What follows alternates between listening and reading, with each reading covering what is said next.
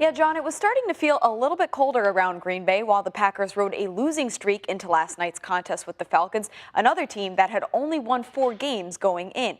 But by now you've heard the score, so let's take a look at what the much-needed win did for the Packers' still very slim playoff chances. They certainly got all the help they needed with the Redskins, Eagles, and Panthers losing their contests yesterday. Another biggie will be tonight, Seattle against Minnesota. The Packers don't really need both of those teams to lose 3 of their final 4 games, but whoever loses tonight is who you should root against for the rest of the season to give Green Bay more of a chance in the hunt.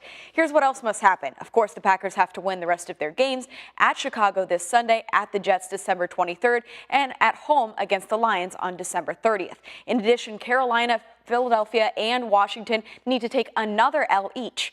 So that's a lot of things that need to happen, but perhaps crazier things have happened in the last 100 years of Green Bay football. So yes, I am telling you, there's a chance. The Packers turned the page today to Chicago, and interim head coach Joe Philbin said that is their focus, not the bigger picture right now.